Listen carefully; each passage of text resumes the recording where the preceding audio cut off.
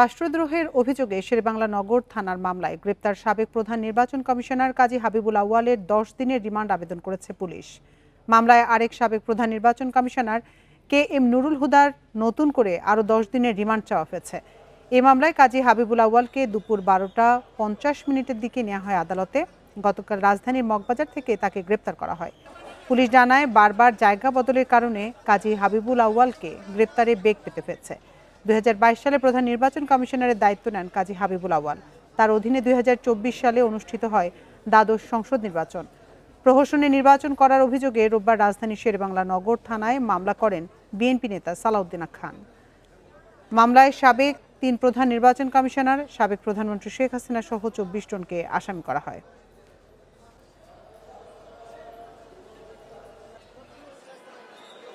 ফেব্রুয়ারিতে জাতীয় নির্বাচনের বিষয়টি নিয়ে ইউরোপীয় ইউনিয়নের পক্ষ থেকে স্বস্তি প্রকাশ করা হয়েছে বলে জানিয়েছেন বিএনপির স্থায়ী কমিটির সদস্য আমির খসরু মাহমুদ চৌধুরী।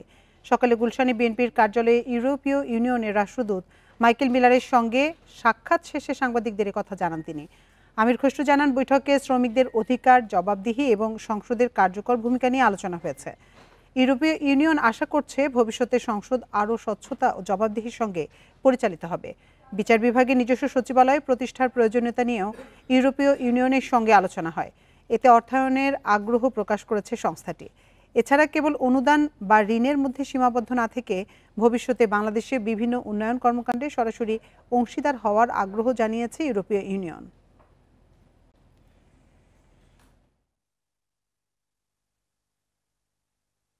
সবার আগে নির্বাচন নিয়ে আলোচনা করেছেন। নির্বাচনে ফেব্রুয়ারিতে হতে যাচ্ছে, এই জন্য সবার তো একটা স্বস্তি আছে, সন্তুষ্টি আছে। তো জানেন, সবসময় ইউরোপিয়ান ইউনিয়ন কিন্তু শ্রমিকদের অধিকার নিয়ে কাজ করে, সে বিষয়ে আলোচনা করেছে এবং আমাদের ভাবনা কি, চিন্তা ভাবনা কি আগামী দিনের পার্লামেন্ট। প্রধানমন্ত্রী পদে একজন ব্যক্তি সর্বোচ্চ 10 বছর থাকার প্রস্তাবে বিএনপির শর্ত সাপেক্ষে একমত হওয়াকে ইতিবাচক বলছেন রাজনৈতিক বিশ্লেষকরা। বুধবার ঐকমত্য কমিশনের বৈঠকে এ বিষয়ে একমত হয় বিএনপি। বিশ্লেষকরা বলছেন, শুধু প্রধানমন্ত্রী নয়, তৃণমূল থেকে সব পদেই ক্ষমতার মেয়াদ 10 বছরের বেশি হওয়া উচিত নয়। 3টি প্রহসনের নির্বাচনের মাধ্যমে 1.5 দশকেরও বেশি সময় ক্ষমতা কুক্ষিগত করে রেখেছিলেন স্বৈরাচার শেখ হাসিনা। জুলাই অভ্যুত্থানে তার পতন না হলে ক্ষমতার পালাবদল হয়তো স্বপ্নই থেকে যেত। প্রজন্মের পর প্রজন্ম দেশের শীর্ষপদ ধরে রাখার যে অস্বাভাবিক প্রবণতা, তা থেকে বেরিয়ে আসতেই প্রধানমন্ত্রী পদে একজনের সর্বোচ্চ মেয়াদ নির্দিষ্ট করতে চায় ঐকমত্য কমিশন। তাই পরিবার কেন্দ্রিক ক্ষমতা চর্চা এবার বিলীন হবে মনে করেন বিশ্লেষকরা। দলের যে কমিটিগুলো আছে সেখানেও যদি আপনি এটা ইমপ্লিমেন্ট না করেন, ব্যক্তিটা উপরের সিঁড়িতে উঠবে কী করে? জনপ্রতিনিধিদের সকল স্তরে, এমনকি ইউনিয়ন পরিষদের মেম্বার থেকে শুরু করে প্রেসিডেন্ট পর্যন্ত সকল স্তরে 10 বছরের বেশি কেউ ক্ষমতায় থাকতে পারবে না। এ প্রস্তাবে ঐকমত্যে পৌঁছানোকে দলগুলোর উদারতা বলে মনে করেন বিশ্লেষকরা। স্বাধীনতার 54 বছর পর এমন ইতিবাচক সিদ্ধান্তে ফ্যাসিবাদ ফিরে আসার শঙ্কা কেটে যাবে বলে মনে করছেন তারা। বংশ পরম্পরায় বছর পর বছর, যুগের পর যুগ ধরে একজনই রাষ্ট্র ক্ষমতায় থাকতেন বা একজনই প্রধানমন্ত্রী হতেন, বা এই যে বিষয়গুলো এখন মানুষ চিন্তা করছেন এবং পলিটিক্যাল পার্টিগুলো তারা তাদের জায়গা থেকে সরে আসছে এবং সরে এসে তারা চিন্তা ভাবনা করছেন যে কিভাবে শেখ হাসিনার মতো একটি ফ্যাসিবাদ সরকার যাতে আর প্রতিষ্ঠিত না হয়। শুধু প্রধানমন্ত্রীর মেয়াদ নয়, সব ইতিবাচক বিষয়েই রাজনৈতিক দলগুলোর ঐকমত্য জনমনে স্বস্তি ফেরাবে প্রত্যাশা বিশ্লেষকদের। Tanvir Ahmed, independent news, Dhaka. দীর্ঘ 42 দিন পর ঢাকা দক্ষিণ সিটি কর্পোরেশনের প্রশাসক মোহাম্মদ শাহজাহান মিয়া আজ কর্মস্থলে প্রবেশ করেছেন। দুপুর 1:30 দিকে তিনি নগর ভবনে যান। এদিকে আজও মেয়র হিসেবে ইশরাক হোসেনের দ্রুত শপথের দাবিতে নগর ভবনের সামনে অবস্থান কর্মসূচি পালন করছেন তার সমর্থকরা। এ নিয়ে বিস্তারিত জানাতে নগর ভবনের সামনে থেকে আমাদের সাথে যোগ দিচ্ছেন সহকর্মী মামুনুর রহমান। মামুন, কিছুক্ষণ আগে তো দীর্ঘ 42 দিন পর সিটি কর্পোরেশনের প্রশাসক মোহাম্মদ শাহজাহান মিয়া প্রবেশ করেছেন এবং ইশরাক সমর্থকরা তাদের আন্দোলনও চালিয়ে যাচ্ছে। সব মিলিয়ে নগর ভবনের স্বাভাবিক কার্যক্রম চলমান আছে কিনা?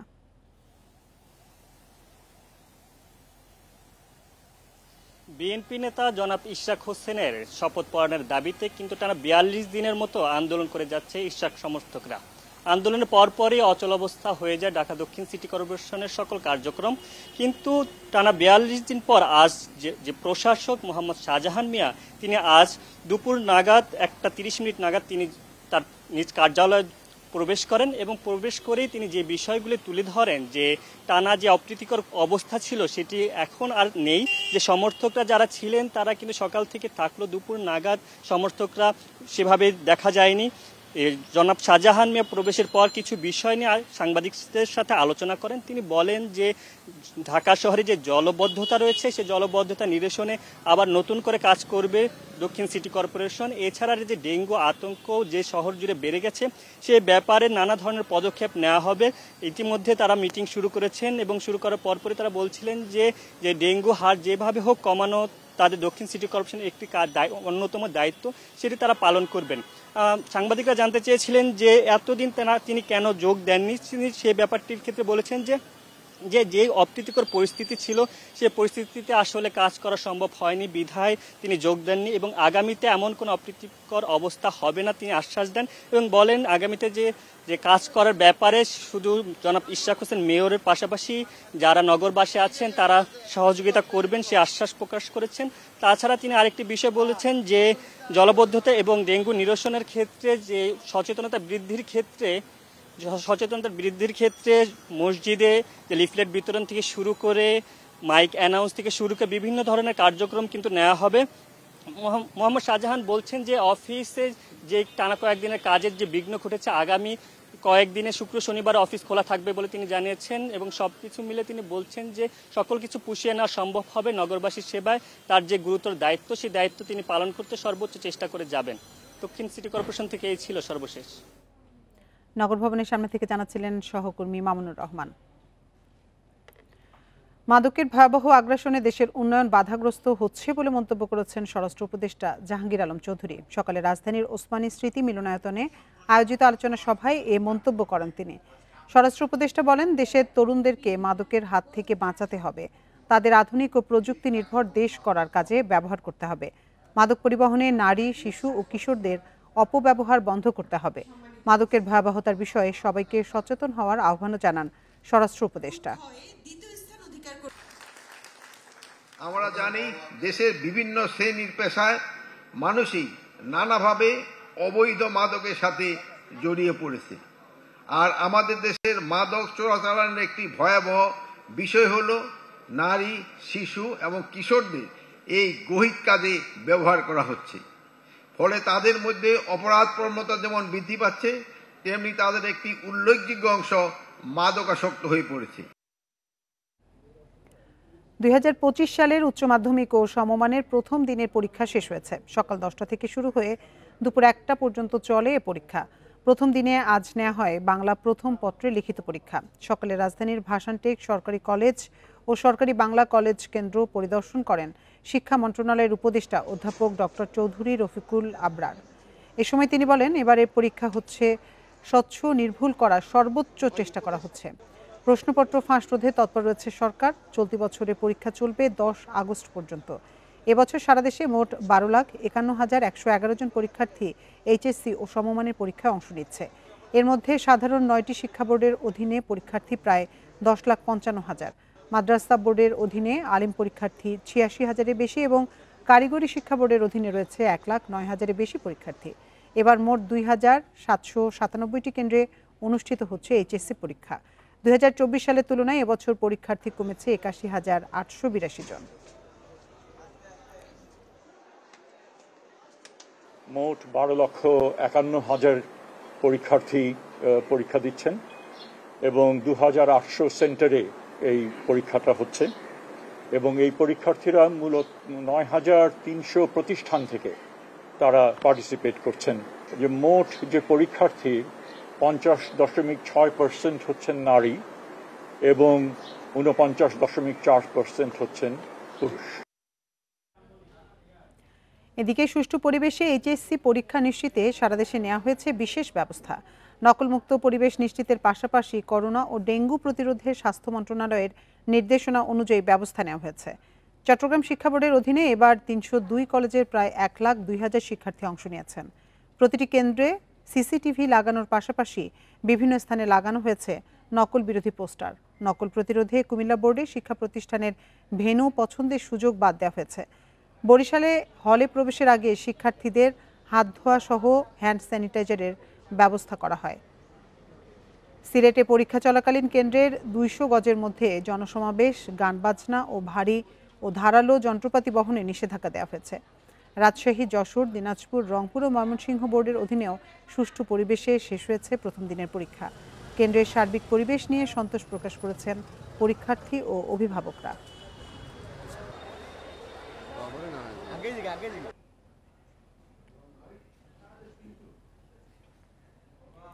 আপনারা দেখছেন বিরতিহীন সংবাদ দুপুর। সংবাদে অন্যান্য খবরের সঙ্গে আরও থাকছে। 3 জেলা সীমান্তে 42 জনকে পুশিং করেছে বিএসএফ। মৌলভীবাজারের 19 জনকে পুলিশে দিয়েছেন স্থানীয়রা।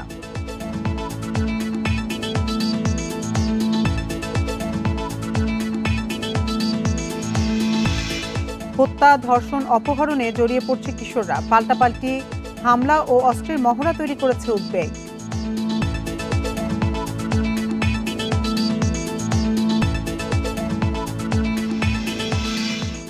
জাতীয় রাজস্ব বোর্ড এনবিআর এর চলমান সংকট নিরসনে বিকেলে বৈঠকে বসছেন অর্থ উপদেষ্টা ডক্টর সালেউদ্দিন আহমেদ। এদিকে এনবিআর এর প্রধান ফটক বন্ধ করে দিয়েছে আইনশৃঙ্খলা রক্ষাকারী বাহিনী। মোতায়েন করা হয়েছে সেনাবাহিনী ও বিজিবি। বৃহস্পতিবার এনবিআর ঐক্য পরিষদ জানায়, অর্থ উপদেষ্টা বৈঠকের বিষয়ে সবাই মিলে আলোচনা করে সিদ্ধান্ত নেওয়া হবে। এদিকে আজ বেলা 12টা থেকে বিকেল 5টা পর্যন্ত সারা দেশে কলম বিরতি কর্মসূচি পালন করছেন কর্মকর্তা কর্মচারীরা। এছাড়া 28 জুন থেকে লাগাতার কমপ্লিট শাটডাউন কর্মসূচি ঘোষণা করেছে ঐক্য পরিষদ। পাশাপাশি মার্চ টু এনবিআর কর্মসূচিও দেওয়া হয়েছে। একইভাবে রাজস্ব খাত সংস্কার নিয়ে আলোচনায় গঠিত কমিটি বাতিলের দাবি জানিয়েছে ঐক্য পরিষদ। তবে অর্থ উপদেষ্টার সঙ্গে আলোচনা চলমান সংকট সমাধান হবে বলে প্রত্যাশা এনবিআর এর চেয়ারম্যানের।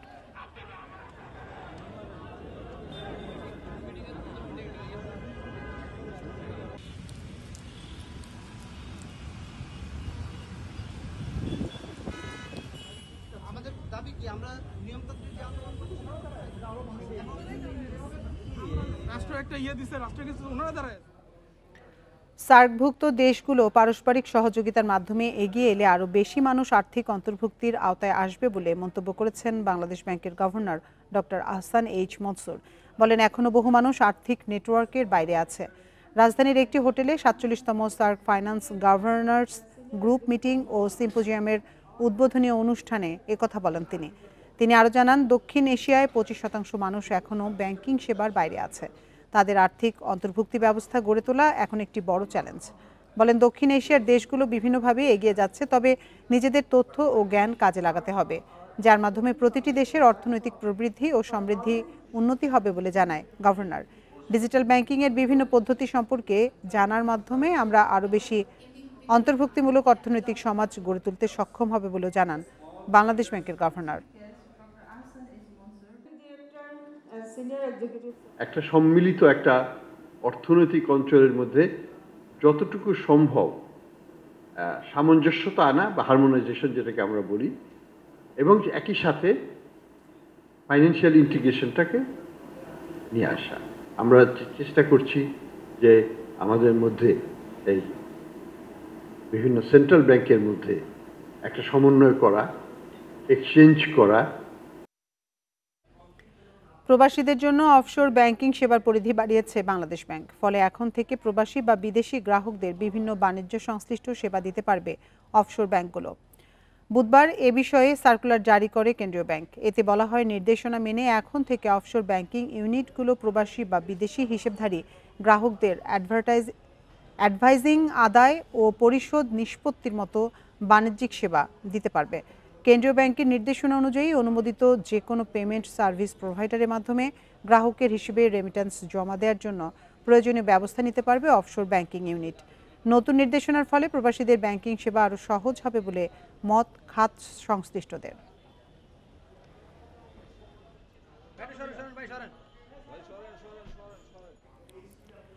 এনবিআর চেয়ারম্যানের অপসারণ ও এনবিআরকে দুটি স্বতন্ত্র বিভাগ বাস্তবায়নের দাবিতে চট্টগ্রামেও কর্মবিরতি পালন করছেন কর্মকর্তা কর্মচারীরা। এনবিআর সংস্কারের জন্য ঐক্য পরিষদের ডাকা কর্মসূচির অংশ হিসেবে এ কর্মসূচি পালিত হয়। দুপুর 12টা থেকে শুরু হয়ে এই কর্মসূচি চলবে বিকেল 5টা পর্যন্ত। সিএনএফ এজেন্ট অ্যাসোসিয়েশনের সভাপতি সাইফুল আলম জানান, কলম বিরতির কারণে বন্দরে জট পরিস্থিতি তৈরির আশঙ্কা তৈরি হয়েছে। এতে আমদানিকারকদের পণ্য খালাসে দেরি হওয়ায় জরিমানা বাড়ছে। এছাড়া রপ্তানিকারকদের রপ্তানি বিলম্বিত হওয়ার শঙ্কাও তৈরি হচ্ছে। এদিকে 6 দফা দাবি আদায়ে কলম বিরতির জেরে স্বাভাবিক সময়ের তুলনায় অনেকটাই নিরিবিলি কাস্টমস এলাকা।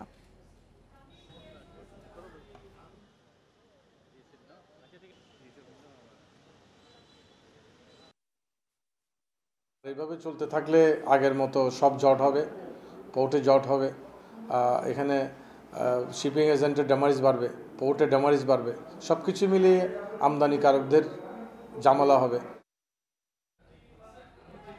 মৌলভীবাজার, খাগড়াছড়ি ও মেহেরপুর সীমান্তে 48 জনকে পুশিন করেছে বিএসএফ। মৌলভীবাজারের শ্রীমঙ্গলের কাকমারা সীমান্ত দিয়ে পুশিন হওয়া 19 জনকে আটক করে পুলিশে দিয়েছে স্থানীয়রা। কমলগঞ্জ সীমান্ত দিয়ে পুশিন করা 6 জনকে আটক করেছে বিজিবি। খাগড়াছড়ি সীমান্তে 15 জনকে পুশিন করেছে বিএসএফ। ভোরে জেলার মাটিরাঙ্গার শান্তিপুর সীমান্ত দিয়ে 9 জন এবং পানছড়িতে 6 জনকে পুশিন করা হয়। উপজেলা নির্বাহী কর্মকর্তা জানান, কিভাবে তাদের পুশিন করেছে সেই বিষয়ে এখনও জানা যায়নি। তারা ভারতে শ্রমিক হিসেবে কাজ করতেন। তারা বেলছড়ি উচ্চ বিদ্যালয়ে বিজিবির তত্ত্বাবধানে আছেন। পরিচয় যাচাই শেষে সিদ্ধান্ত নেওয়া হবে বলেও জানান তিনি। এদিকে মেহেরপুরের রংমহল সীমান্ত দিয়ে নারী ও শিশুসহ 8 জনকে পুশিন করেছে ভারতীয় সীমান্তরক্ষী বাহিনী বিএসএফ।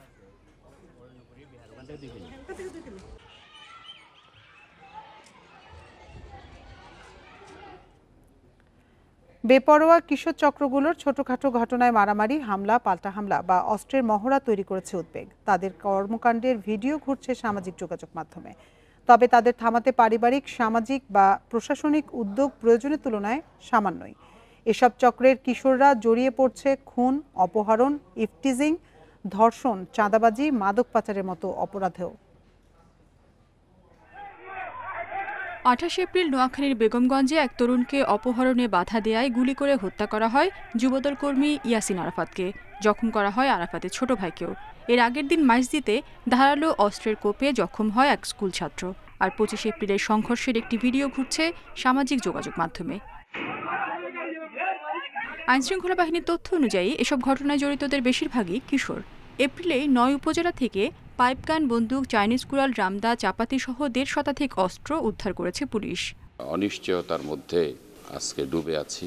যেভাবে ছোট ছোট কচিকাঁচা বাচ্চাদের হাতে অস্ত্রের ঝনঝনানি, অভিভাবক তারাও কি আসলে সঠিকভাবে তার ছেলে মেয়ে কোথায় যাইতেছে, কোথায় কি করতেছে, এই জিনিসটাও তাদের কি কোনো খোঁজ খবর নেই। কমিউনিটি পুলিশিং এবং বিট পুলিশিং কার্যক্রম সেটা জোরদার আছে এবং যখন যেখান থেকে আমাদের কাছে নিউজ আসছে যে কিশোরদের দ্বারা কোনো অপরাধ সংঘটিত হচ্ছে, তাৎক্ষণিকভাবে আমরা সেটি রেসপন্স করছি। পাবনায় 2 এপ্রিল কিশোর চক্রে দ্বন্দ্বে খুন হন আরাফাত হোসেন। 14 এপ্রিল 7 বছরের শিশুকে ধর্ষণ ও হত্যার অভিযোগে গ্রেপ্তার 5 জনের বয়স 16 থেকে 25-এর মধ্যে। কিশোর গ্যাংগুলো বেড়ে গেছে এবং রাজনৈতিক একটা কেমন যেন অস্থিতিশীলতা মনে হচ্ছে। একটা স্থিতিশীল অবস্থা দরকার।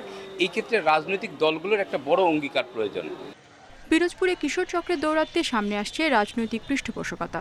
পুলিশ বলছে অপরাধ দমনের পাশাপাশি অভিভাবকদের সচেতন করার কাজ চলছে। কিশোর গ্যাং যাতে এখানে গজিয়ে উঠতে না পারে এবং তারা কার্যক্রম করতে না পারে সেই ব্যাপারে আমরা তৎপর হয়েছি। এই ব্যাপারগুলোতে বিশেষ করে আমরা স্কুল ভিত্তিক কিছু কার্যক্রম গ্রহণ করেছি। এছাড়া আপনারা জানেন যে আমরা মসজিদে গিয়েও মসজিদ ভিত্তিক অভিভাবকদেরও বলছি। সীমান্ত জেলা লালমনিরহাটে মাদক সেবন ও এর কারবারে জড়িয়ে পড়ছে কিশোররা। সবশেষ 21 মে হাতিবান্ধায় প্রায় 200 ইয়াবাসহ গ্রেপ্তার হয় এক কিশোর। রেশমি নন্দী, ইন্ডিপেন্ডেন্ট নিউজ। নওগাঁয় চালের দাম বৃদ্ধির কারণে রাইস মিলে অভিযান চালাচ্ছে খাদ্য বিভাগ। অভিযানে অবৈধ মজুত আছে কিনা তা তদারকি করছেন কর্মকর্তারা। এ নিয়ে বিস্তারিত জানাতে আমাদের সাথে যোগ দিচ্ছেন সহকর্মী সাদেকুল ইসলাম। সাদেকুল ইসলাম, অভিযান চলার সময় খাদ্য বিভাগ অবৈধ কোনো মজুতের সন্ধান পেয়েছে কিনা?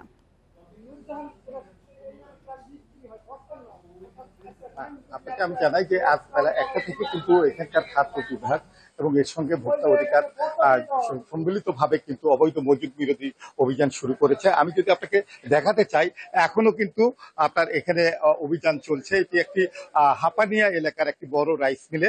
এই রাইস মিলে আগে অভিযান চালানোর আগে আপনার এই এলাকারই বরেন্দ্র রাইস মিলে অভিযান পরিচালনা করা হয় এবং সেখানে কিন্তু অবৈধ মজুদ এর থাকা এবং সেখানে লাইসেন্স নবায়ন না করার কারণে সেখানে কিন্তু ইতিমধ্যে 2000 টাকা জরিমানা করা হয়েছে।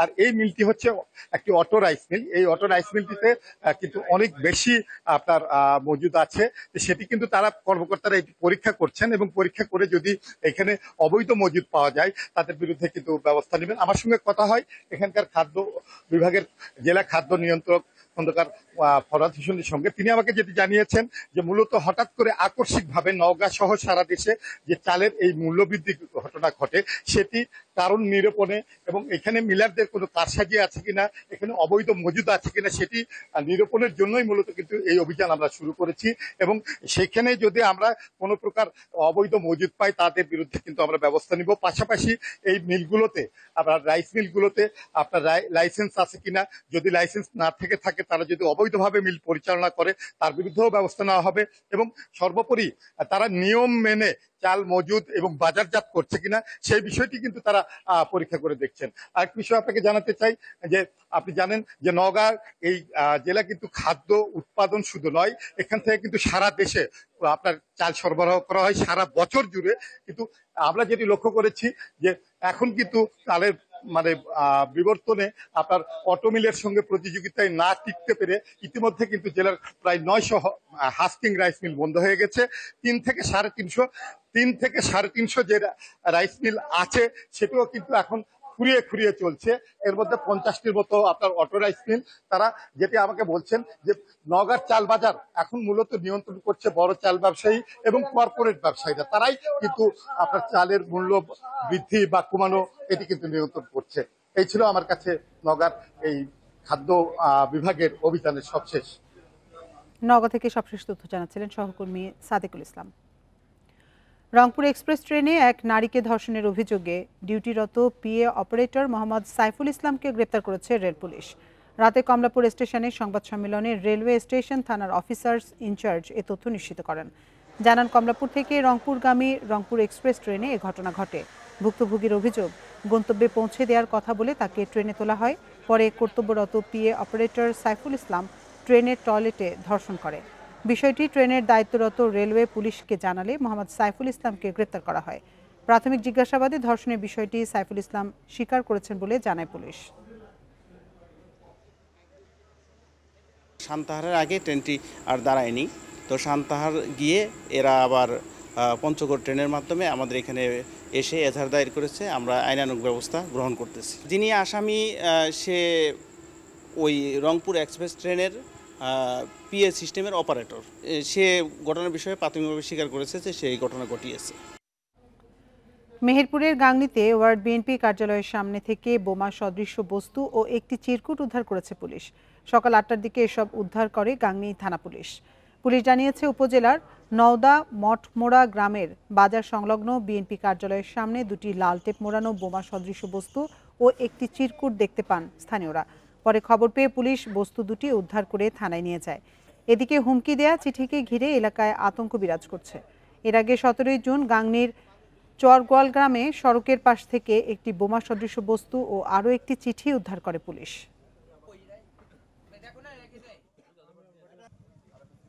স্থানীয় লোকের মাধ্যমে সংবাদপ্রাপ্ত হয়ে নওদা গ্রামে এসে নওদা বাজারের 4 রাস্তার মোড়ে পার্টি অফিসের সামনে থেকে দুইটি বোমা সদৃশ্য বস্তু উদ্ধার করা হয়েছে। ক্রমাগত সম্পদ আহরণের জন্য বর্তমান বিশ্বে স্থলভাগের সম্পদ ক্রমশ সীমিত হয়ে আসছে। তাই সারা বিশ্বের নজর এখন সমুদ্রের দিকে। সকালে খুলনা শিপইয়ার্ডে নবনির্মিত 3টি ড্রাইভিং বোট কমিশনিং অনুষ্ঠানে এসব কথা বলেন নৌবাহিনী প্রধান অ্যাডমিরাল এম নাজমুল হাসান। বলেন, ড্রাইভিং কার্যক্রমে ব্যবহৃত আধুনিক সরঞ্জাম ও সেন্সরে সুসজ্জিত এই বোটগুলোর মাধ্যমে নৌবাহিনীর ডুবুরিগণ আরও কার্যকর ও দক্ষতার সাথে দায়িত্ব পালনে সক্ষম হবেন। তিনি আরও বলেন, নিজস্ব সক্ষমতায় বাংলাদেশ নৌবাহিনী আধুনিক যুদ্ধজাহাজ নির্মাণ এবং সরঞ্জামাদি তৈরির মাধ্যমে নৌবহরকে আরও শক্তিশালী করে তুলছে। সোয়ার্ডস কমান্ড নৌবাহিনীর একটি গুরুত্বপূর্ণ অঙ্গ, আর তাই সোয়ার্ডসের অধীনে কমান্ডো ও ডুবুরিদের জনবল বৃদ্ধির জন্য আমরা প্রয়োজনীয় পরিকল্পনা ও পদক্ষেপ গ্রহণ করছি। আমার দৃঢ় বিশ্বাস এই 3টি ডাইভিং বোট সংযোজনের ফলে সোয়ার্ডস কমান্ডের কার্যদক্ষতা আরও বেগবান হবে। চাঁপাইনবাবগঞ্জে পৌরসভার ডেঙ্গুর প্রকোপ বাড়ায় 4টি এলাকাকে হটস্পট হিসেবে চিহ্নিত করেছে প্রশাসন। ঘরে ঘরে আক্রান্তদের মধ্যে দেখা যাচ্ছে জ্বর, তীব্র ব্যথাসহ অন্যান্য উপসর্গ। 6 মাসে প্রায় 800 রোগী শনাক্ত হয়েছেন। স্থানীয়দের অভিযোগ, মশা নিধনে নেই পর্যাপ্ত ব্যবস্থা। 6টি ফগার মেশিনের সবই ত্রুটিপূর্ণ হওয়ায় বিপাকে পৌরবাসী। চাঁপাইনবাবগঞ্জে জানুয়ারি থেকে জুন পর্যন্ত ডেঙ্গুতে আক্রান্ত হয়েছেন 791 জন। এর মধ্যে চলতি মাসের 25 জুন পর্যন্ত আক্রান্ত 5 শতাধিক। বালুবাগান, মিস্ত্রিপাড়া, শিবতলা ও পিটিআই এলাকায় প্রকোপ বেশি হওয়ায় ডেঙ্গুর হটস্পট হিসেবে চিহ্নিত করেছে পৌর কর্তৃপক্ষ।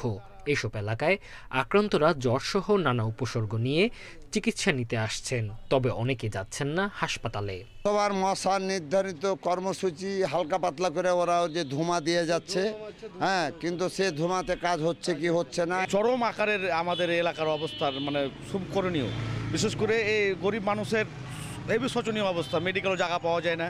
চিহ্নিত এলাকাগুলোতে দিনে 2 বার মশার ওষুধ ছিটানোর পরামর্শ দেয়া হচ্ছে। পাশাপাশি বাসিন্দাদের সচেতন করতে চালানো হচ্ছে প্রচারণা। ফগার মেশিনও দিয়ে মশক নিধন যে কীটনাশক সেটা কিন্তু তারা স্প্রে করছে এবং সেটা নিয়মিত 2 বেলা করে স্প্রে করার ডিসিশন আছে আমাদের সেই মিটিংয়ে। তো সেই কর্মকাণ্ডগুলো চলছে। পৌর কর্তৃপক্ষের দাবি, নানা সীমাবদ্ধতার কারণে মশা নিয়ন্ত্রণে বেগ পেতে হচ্ছে তাদের। দীর্ঘদিনের পুরনো 6টি ফগার মেশিন দিয়ে চলছে ঘনবসতিপূর্ণ এলাকাগুলোতে মশা নিধন কর্মসূচি। ফগার মেশিনগুলো আমাদের একটু ঘাটতি আছে, কারণ আগে যে মেশিনগুলো ছিল বেশ কয়েকটা মেশিন নষ্ট, এখন বর্তমানে 6টা-7টা মেশিন কাজ করছে। এই মেশিনগুলো দীর্ঘক্ষণ চালানো যায় না, গরম হয়ে যায় সাইলেন্সার পাইপটা, তখন আমরা কাজ করতে হয়, তখন একটু রেস্ট দিতে হয়, এইভাবে বিরতির মাধ্যমে কাজটা করতে হয়। পৌর এলাকায় মোট বাসিন্দা 2,60,000-এর বেশি। প্রতিদিনই বাড়ছে ডেঙ্গুতে আক্রান্তের সংখ্যা। Independent news. কুমিল্লায় ডেঙ্গু সংক্রমণের হটস্পট দাউদকান্দিতে বৃষ্টির পানি ধরে রাখার পাত্রে পাওয়া গেছে বিপুল পরিমাণ এডিস মশার লার্ভা। সংক্রমণ পরিস্থিতি আশঙ্কাজনক হয়ে ওঠার পেছনে একে অন্যতম কারণ বলছে স্বাস্থ্য বিভাগ। পৌরসভার 5 এবং 6 নম্বর ওয়ার্ডকে হটস্পট ঘোষণা করার পর থেকে সংক্রমণ প্রতিরোধে কাজ শুরু করে স্বাস্থ্য বিভাগ ও প্রশাসন। এর মধ্যে অভিযানে এই 2 ওয়ার্ডের ঘরে ঘরে খাওয়ার জন্য বৃষ্টির পানি রাখার পাত্রে বিপুল পরিমাণ এডিস মশার লার্ভা পাওয়া যায়। ঘরের ভেতরে এই জমানো এই বৃষ্টির পানিকে পৌরসভায় ডেঙ্গু ছড়ানোর মূল কারণ উল্লেখ করে deputy civil surgeon Reza Sarwar Akbar বলেন, এসব পানির পাত্র বাড়িঘর থেকে অপসারণ করা গেলে সংক্রমণ অনেকটাই কমে আসবে। 25 জুন পর্যন্ত দাউদকান্দি উপজেলায় অন্তত 1850 মানুষ ডেঙ্গুতে আক্রান্ত হয়েছে। এর মধ্যে মারা গেছেন 6 জন।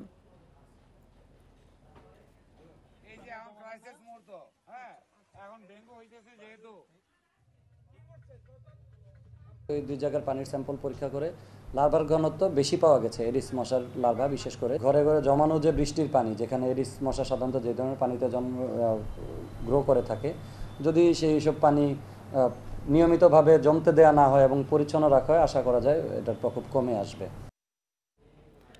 যুদ্ধবিরতি কার্যকরে ইরানের স্বস্তি ফিরল সর্বোচ্চ ধর্মীয় নেতা আয়াতুল্লাহ আলী খামেনির অনুপস্থিতিতে উদ্বেগ বাড়ছে। 13 জুন ইরানে ইসরায়েলি হামলার পর খামেনিকে আত্মগোপনে নিয়ে যাওয়া হয়। শুরুতে বিবৃতি দিলেও প্রায় 1 সপ্তাহ ধরে তাকে জনসম্মুখে দেখা যায়নি। এখন পর্যন্ত কোনো সরকারি ঘোষণা না আসায় ক্রমেই বাড়ছে উৎকণ্ঠা। সেই সাথে ইরানের নেতৃত্ব ইস্যুতে বিরোধ চলার গুঞ্জনও শোনা যাচ্ছে বলে দাবি করেছে মার্কিন সংবাদ মাধ্যম নিউ ইয়র্ক টাইমস। ইরানের সশস্ত্র বাহিনীর সর্বাধিনায়ক খামেনি তাই যুক্তরাষ্ট্রের ঘাঁটিতে হামলা কিংবা যুদ্ধবিরতি চুক্তির মতো বড় সিদ্ধান্তে তার সম্মতি প্রয়োজন।